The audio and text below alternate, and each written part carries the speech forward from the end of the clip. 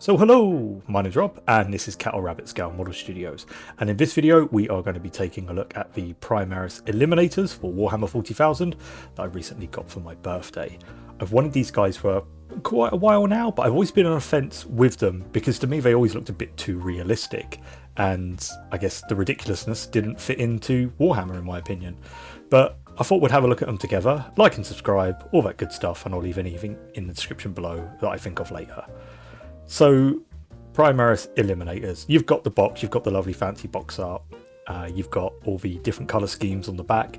I do find it highly amusing that the Imperial Fist would use these, being bright yellow, but hey, that could work in a desert situation, I guess.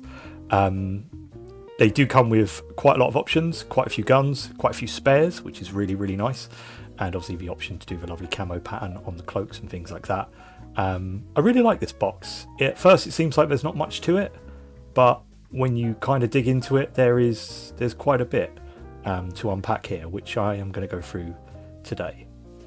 So one thing mine didn't come with is transfers. If it was something I used, I would probably say something, but I don't need any more Ultramarines transfers. I don't even do Ultramarines.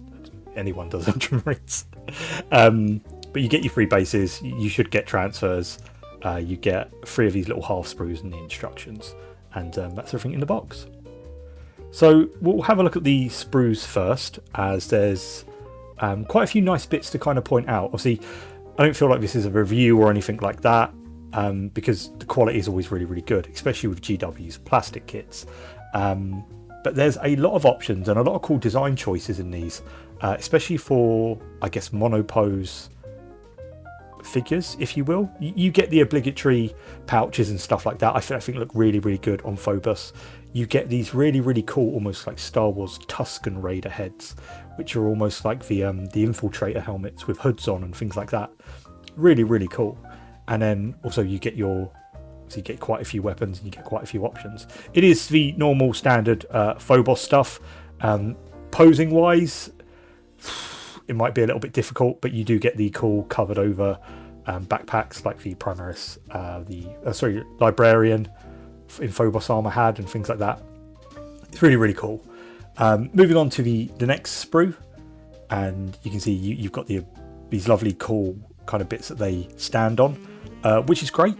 You also kind of get these cool pillars and things like that you can actually use as scenery pieces. And I do wish, seeing this, more kits would do this. You've kind of got this little column here and this kind of archway bit that you could just use as basing material, which I thought was really, really cool and a nice touch, because you don't have to use them, you just can. And I think that would be cool if you've got a few of these in different kits and things like that. But there's a lot, of little gribbly bits here. You do get the cool, down in the bottom right, the backpack with the sniper rifle mounted on it. Once again, here's more of those cool Tusken Raidery helmets, and there's some, the detail always fantastic with these kits. One thing I did notice, and I'm very thankful of, where the sprue points connect, there's none on the side of the barrel of the gun. So in actual fact, trimming these off are really easy. And there's the sniper rifle with the backpack, as I said. Obviously, you've got the cool cloaks, which is obviously to me the main part of these, with the cool camo, and people do these crazy effects in it, which is really, really cool to see. But you do get a lot with this kit. You get a lot of weapons, and you think for only 3 models, why are there so many guns? I think there's like 11 on this one, and then you've got another, or I think there's 11 altogether. You've got a few there and another 4 there. There's a lot of spares in this kit, which is nice because it feels like you are getting a bit of bang for your buck with this one. I'm not going into pricing, because if you go for an independent, obviously you're going to get it cheaper and stuff like that. But yeah, I was quite impressed. So going over to the instructions, see, once again, you can see all your options. You've got the pistol, you've got the cool little like submachine gun, you've got the really heavy las cannon thing, and then you've got the normal sniper, which I really, really like. I think I'm going to do mine all with sniper rifle, just because they're very grounded in reality. And that's a really nice change, actually, with the ridiculousness you see with GW some days. So the first kind of build here, as you can see, has 4 options. In actual fact, you can mix and match the other arms. Like, you can switch out the guy, the arm holding the scope and the binoculars, and actually get a 5th option there. So there's a fair amount you can do already You know, people say monopose, but you'd need to buy a fair few boxes of these before you start getting duplicates. Here you can see what I mean about the extra little basing bits, which I really like. They would just go on the base and you could lay them flat or whatever. It's, you know, it's kind of cool. As for the second guy, which is our little crouching operative, he comes with 3 options. Really cool. Again, just not much you can do with this guy, and obviously turning them into other poses is going to be fairly difficult because of the way they go together. However, I don't think you'd need more than 9 of these in a, you know, a squad anyway before you start getting duplicates. And as you can see, the last guy here, another 3 options. So you actually get 10 options listed in the instructions. You can actually make 11 if you mix and match some arms.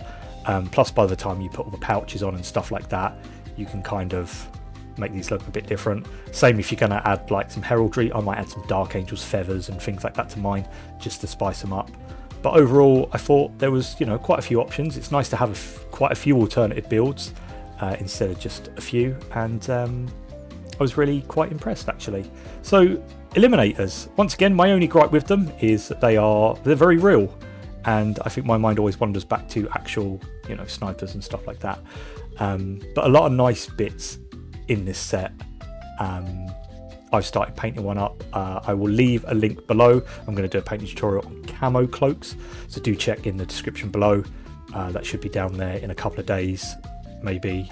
Unless you're watching from the future, it'll be in the bottom, don't worry about it. But yeah, Eliminators, do you like them? Are you okay with the mono poses? Do let me know in the comments below. Here's some pictures of the Sprue, so feel free to pause the video now, but that's really it from me in this one. I took a week off last week. It's been nice. It's lovely to be back. I'll see you all soon. God bless and take care.